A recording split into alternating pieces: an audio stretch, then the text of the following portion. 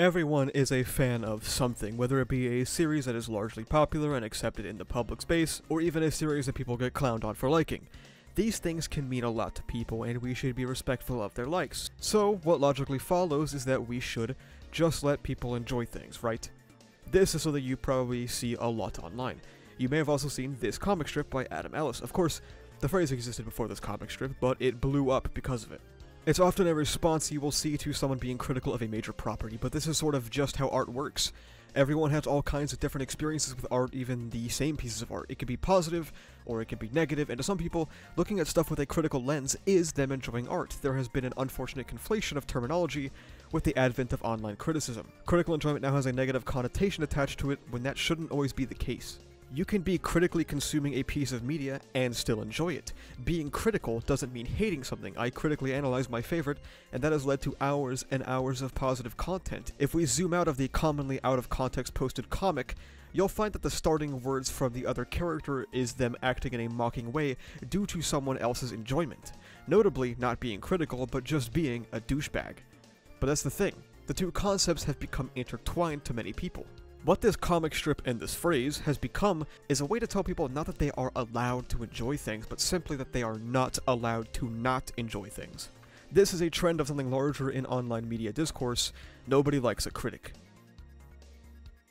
I feel like we can trace back the backlash to critics to something somewhat recently. Of course, backlash to criticism or critical thought has always existed, but with the advent of the internet, everybody can step in and be a critic. I mean, just look at YouTube, just look at my channel. CinemaSins is a notable example of a critical platform that has generated a lot, and I mean a lot of ire, with a lot of people perceiving it to be equivalent to popcorn criticism, or more specifically, a very surface-level and literal approach to media analysis that often disregards things done for thematic intent to pick out why things don't make logical sense, prioritizing the sequence of events rather than the artistic intent. This wave of literalist media analysis was seen as pretty frustrating to a lot of people, hence this comic, and the wave of discourse that followed. Do I think CinemaSins is very good critique? No, not really. It is pretty surface level, or at least, last I saw it, I haven't watched it in years.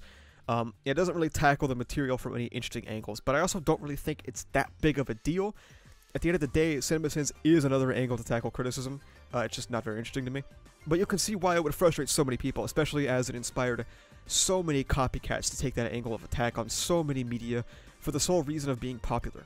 This, alongside already brewing tension with critics for multiple decades, has led to an anti-criticism movement that is pretty powerful and can be seen permeating throughout fandom to this day. This has led into harassment, regular ad hominems just for criticizing, death threats, and so much more, as multiple fandoms that felt that they were being attacked by literalist analysis developed what is essentially a protective shell, and a feeling of insecurity towards their interests. There is one aspect of this I also want to touch on, and that's casual enjoyment. Some people aren't critical about everything they consume, I know I'm not, and others have opted to not have a critical eye at all, and I think that's perfectly reasonable. There has come to be an expectation that you need to have a well thought out reason for liking or disliking something, but I think it's perfectly acceptable to sit down, watch something and go, yeah, it was cool, or yeah, I didn't like it. Not everyone was born to be a critic. This can happen for both sides, but let's be honest, it's primarily for people who dislike things. If you can't produce a 15-minute long video essay about why you dislike something, then you aren't valid, but also if you do, your video sucks. For some reason, people have developed a higher expectation for disliking something. You don't often have to explain why something is good. A lot of the time people will just accept that you like it, but if you think something is bad, suddenly all eyes will be on you. The bar has been raised for negative criticism so much that people will go out of their way to shit on you and tell you to let people enjoy things, for having criticisms of a work in your own space. Criticism of art has become so intertwined with you also being an asshole that some people justify it to themselves that going out of their way to be ignorant to you is acceptable because you threw the first stone by attacking something they like. Multiple people I consider friends occasionally criticize one of the most popular intellectual properties in the world, and yet get treated as if they are single-handedly destroying it or causing its downfall. In times long gone, if you were an asshole to someone for any particular reason, you would be socially ostracized because you were a dick. However, with the proliferation of social media and the unprecedented interconnectivity of humanity, assholes are allowed to encounter other assholes to come together to form an asshole conglomerate. It would be easy for me to sit here and try to paint this as a both sides issue, to talk about how critics also go out of their way to shit on things people like, and of course, it does happen now and again, of course I can't deny that, but as someone who has been on the internet a long time, and has been doing content creation focusing on critique, let me assure you it is not a both sides issue. and I'm tired of people pretending it is. Toxic positivity has been twisted into agenda posting, or defending something you enjoy, whereas posting your honest and critical thoughts on something has been twisted into toxic negativity.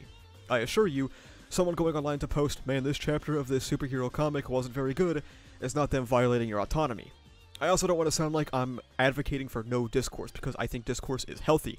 There is, however, a difference between seeing a take you disagree with and giving a measured response, or even just talking about it and entering their space to say something incredibly stupid using anonymity to your advantage. If you are posting on a public platform like Twitter or Reddit or YouTube, people are going to engage with you. It's what those platforms were designed to do, but why go out of your way to assume malice to those who don't like the same thing as you? Why feel the need to lay down your life for a series that rakes in millions? There is an excellent article written by Esther Rosenfield that touches on the defenses of let people enjoy things when it comes to corporate media or the output of mega corporations. Link will be in the description. Adam Ellis, the author of this famed comic strip, would also touch on its growing popularity back in 2019. He would draw himself literally putting down his own out-of-context comic strip with the caption, "It's over." Should we let people enjoy things? Of course, and in fact, almost nobody will stop you from doing so. I am clearly not a fan of certain series, but I do not go out of my way to use my platform to push them around or shit on them for just having a good time in their own space. Should we also let people not enjoy things? A hard pill to swallow for some, but yes. I have received hate for literal years because of my critical My Hero Academia content, all of which I must note, I never go out of my way to stop other people's enjoyment of anything, I just say what I think. And that happens to go up against the grain of the popular opinion. The bias in media discussion becomes extremely clear when you analyze the general fandom response to content that comes out, let's say weekly, like a lot of manga or anime. I cannot tell you the amount of times I have criticized something only to be told that the story isn't finished yet, or I have to wait until the next chapter before I say anything. Meanwhile, if you enjoy that content, nobody will come to you and tell you to stop praising it, because what if the praise becomes irrelevant the following week? Which, by the way, I have seen this happen like 3 times in the past year. With one manga alone, by the way. But nobody was ever on the ground telling people to wait before they praise, it's only wait before you criticize. What does this lead to? Agenda posting, fandom wars, and groups of basement dwellers that look for a single slip-up to attack anybody to protect their world-renowned manga. I touch on this in my talent versus hard work video, link will be up in the top right or whatever the fuck that is, but it's important to understand how people get to this point. In 1954, multiple researchers came together with some teenagers and formed 2 separate sports groups essentially, the Rattlers and the Eagles. Both of these groups were given symbols, facilities of their own, and had their own set of group products. By the end of stage 1 of the experiment, both teams became insistent in their desire to challenge the other group to play competitive games, and to follow up, they made a tournament of contests. As The Economist puts it, prejudice between both groups would quickly form, with kids torching each other's flags and plundering each other's cabins. These kids became very attached to their team identity that was only created for the sake of a study. Fans of media become so deeply invested that they attach themselves to an in-group, which is a natural human phenomenon, because we're social creatures that affiliate strongly with labels and groups.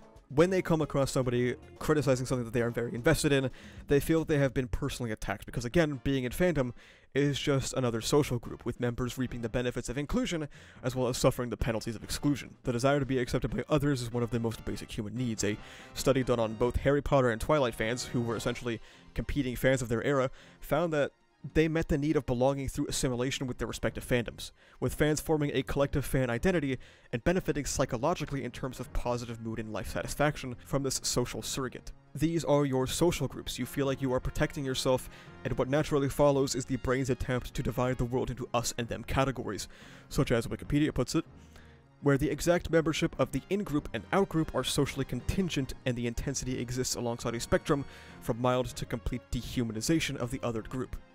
This isn't to spell doom for fan communities, of course. In a work by Stephen Rayson, Courtney Plant, and Daniel Chadbourne, they note that fandoms are central to people's identities, more so than one's neighborhood, and identification with things like sports teams has been found to raise collective self-esteem and reduce loneliness. Furries, in spite of the social stigma placed upon them, are associated with greater self-esteem and satisfaction. Connection with other people is what we strive for. Being in these fandoms is connection on a grand scheme, and study after study shows that it's beneficial in the long run. However, it can also lead to tribalism or discriminatory behavior towards outgroups based on in-group loyalty, or in this case, haters.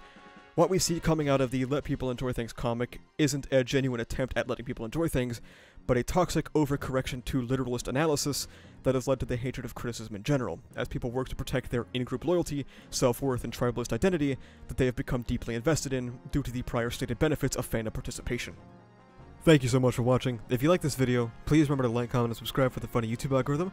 You can also become a YouTube member, which gives you access to behind-the-scenes content, a badge on comments and livestream chats, as well as the use of emotes and videos before their actual release. You can also check the description for socials like Twitter, where I'm objectively correct all the time, and Discord, where we talk about ReZero, My Hero Academia, Jujutsu Kaisen, and stuff like that. That's about it though. Thank you for watching. See ya.